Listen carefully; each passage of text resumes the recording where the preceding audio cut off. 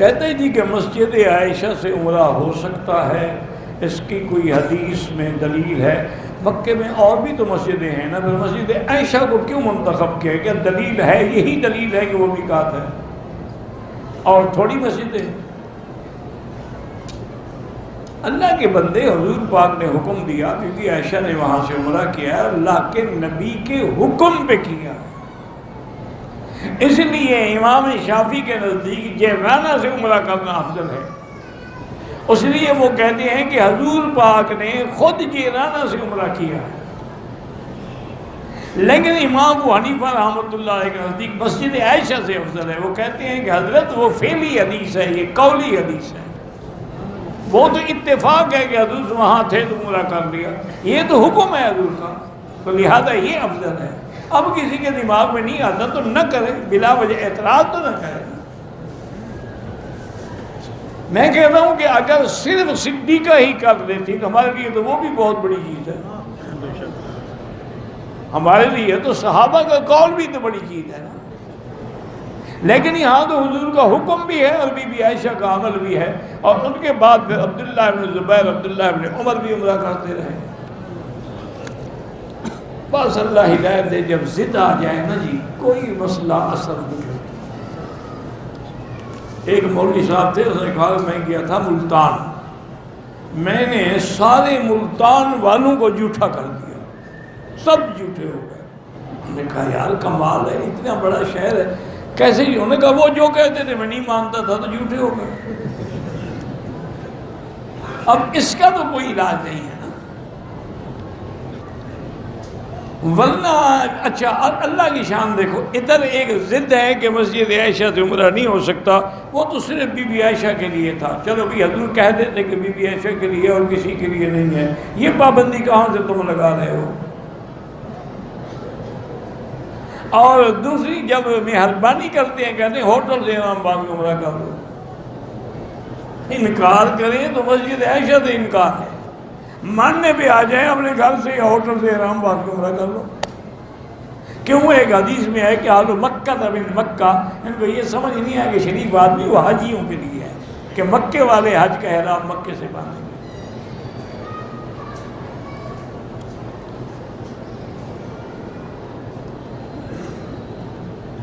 کہتے ہیں کہ میرے باپ والد میں اور والدہ میں جھگڑا ہے، اللہ ان کو ہدایت دے۔ اللہ تبارک و تعالیٰ کی اسماء مبارکہ ہیں نا، یا لطیف یا ودود، یا لطیف یا، یہ پڑھ کے دم کیا کرو اور دعا کیا کرو کہ اللہ ان کو اصلاح کی توفیق دے۔ غیر محرم عورت کی آواز سننے پر بھی پردہ ہے، اسی لیے تو حکم ہے نا کہ عورت اذان نہیں دے سکتی، عورت امام نہیں بن سکتی۔ اگر کوئی دروازے پہ آ کر بھی اس کو بلائے تو حکم ہے کہ وہ زیادہ لمبی چوڑی بات نہ کریں، بلکہ فوراً ہاں نہ میں بات ختم کریں۔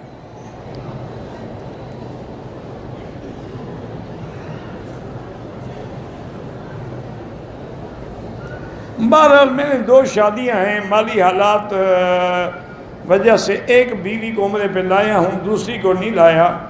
بہرحال گزارش یہ ہے کہ آپ وہ نئی کو لائے ہوں گے نا، پرانی کو کون لاتا ہے؟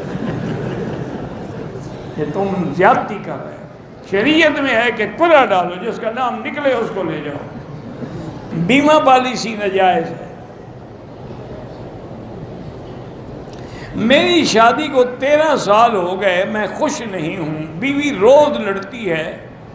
میرے ماں باپ کہتے ہیں کہ بیوی نے جادو کروایا، جادو کرایا ہوتا تو لڑتی کیوں؟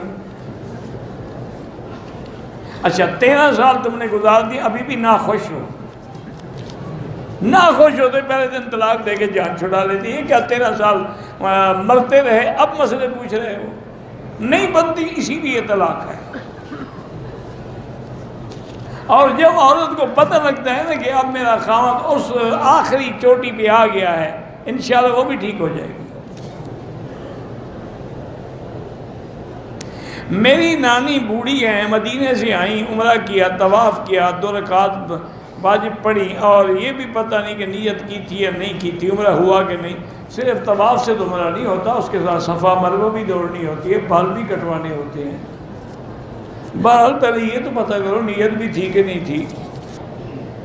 میاں بیوی نے عمرے میں حل کیے بغیر احرام کھول دیا، دونوں پہ دم پڑ گئے، عورت بھی بال کٹوائے اور خاوند بھی اپنے سر پہ اس طرح پھروائے، اور دونوں ایک ایک دم بھی ادا کریں۔ بہرحال جو بھی کفار سے لڑ رہے ہیں کشمیر میں اور جن کا مقصد کفر کے خلاف جہاد ہے، وہ جہاد ہے۔ کہتے ہیں جی کہ بہت سارے کشمیر میں یہ بھی دیکھا گیا کہ جو لڑکے پتھر مار مار کے مقابلہ کر رہے تھے ان کے جیبوں سے شراب نکل گیا۔ شراب پینا گناہ ہے، لیکن کافر سے جہاد کرنا تو شہادت ہے۔ اسی حالت میں بھی اگر وہ مر گئے، شہید ہو گئے کافر کے ہاتھ سے، سارے گناہ مٹ گئے۔ بہرحال کسی مجاہد کو کسی کا بینک لوٹنا حرام ہے، چوری نہیں سکھاتا اسلام۔ بہرحال میرا بھائی گزارش یہ ہے کہ ایک بات کو لمبا نہ کرو، کفار کی نوکری کرنا جائز نہیں ہے، اور خاص طور پہ ان کافروں کی جو مسلمانوں کو مار رہے ہیں ان کی نوکری کرنا تو بالکل حرام ہے۔ کہتے ہیں جی کہ آپ نے وسیلے کا انکار کیا تھا۔ بخاری شریف کی حدیث میں موجود ہے کہ 3 آدمیوں نے غار میں پھنسے ہوئے تھے، وسیلہ صاحب وہ اعمال سے وسیلہ پکڑا تھا، شریف آدمی کسی بندے سے وسیلہ پکڑا تھا، اعمال کے وسیلے کا تو کسی کو انکار نہیں ہے۔ انہوں نے اپنا عمل پیش کیا تھا، اس سے وسیلہ پکڑا تھا، وسیلہ بالاعمال کا تو کوئی بھی منکر نہیں ہے۔ نہ سمجھتے ہیں، ویسے بخاری شریف نے پڑھ لی ماشاءاللہ، تو اس میں کیا لکھا ہوا ہے، انہوں نے کس بزرگ کا وسیلہ پکڑا تھا۔ مکہ مدینے کی فضیلت کا معنی یہ نہیں ہے کہ ٹور آپریٹر نے آپ سے دھوکہ کیا آپ اپنا حق اس سے وصول کر سکتے ہیں، اس کو مکہ مدینے کا شرم نہیں آیا، تمہیں کیوں آ رہا ہے؟ کہتے ہیں جی عورت مغرب کے وقت اپنے بال جو ہے وہ سنوار سکتی ہے، کیوں؟ مغرب کے وقت اس کو بھوت بننا ہے کہ خاوند آ رہا ہوگا؟ یہ اچھا مسئلہ ہے۔ رات کو ملنا جائز ہے، بال سنوارنا جائز نہیں ہے۔ کیوں گھٹتے ہو مسئلے یار؟ مرد ہو عورت ہو کوئی ہو، مغرب کے پاجامہ بھی بنا سکتے ہیں، بال بھی بنا سکتے ہیں۔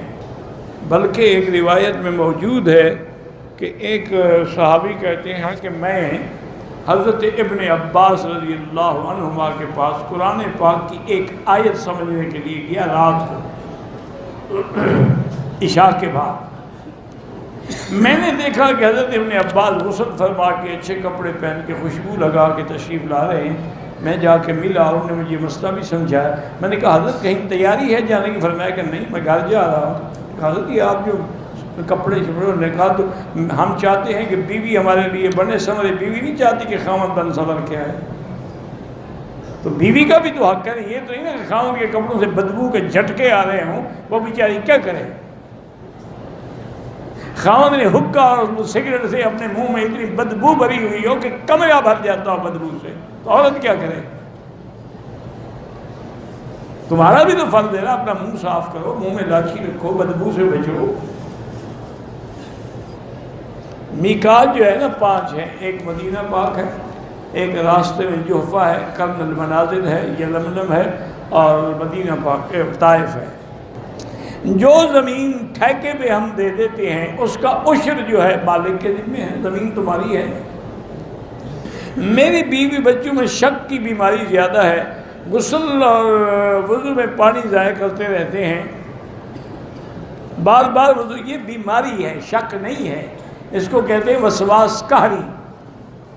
کسی سائیکاٹرسٹ ڈاکٹر کے پاس جائیں، ایک گولی دے گا 4 دن میں ٹھیک ہو جائے گی، یہ بیماری ہے ایک، اس کا عربی میں نام ہے وسواس قہری، یعنی انسان وسوسے کے تابع مجبور ہو جاتا ہے کہ بس ہاتھ دھو رہا ہے، نہیں دھویا۔ مغرب کے بعد تیسرا اور پھر جمعراتیں اور 40واں یہ بدعت ہے، خالص بدعت ہے، اس کا اسلام سے کوئی تعلق نہیں۔ حضور پاک کی بی بی خدیجہ فوت ہوئی، حضور کی زندگی میں آپ کی بیٹیاں فوت ہوئیں، آپ نے تو کسی کا نہ تیجا کیا، نہ 40واں کیا، نہ جمعراتیں کی، یہ تو مولویوں نے اپنے پیٹ کے لیے نکالا ہے مسئلہ۔ صفا مروہ کے دوران صفا پہ رک کے دعا کرنا، مروہ پہ یہ جائز ہے، اور دعا قبول ہوتی ہے، یہ دعا کے مقام ہیں قبول ہونے کے۔ مکہ کا رہائشی اگر اپنے گھر جاتا ہے چھٹی پہ تو واپسی پہ لازماً اس کو عمرہ کرنا چاہیے۔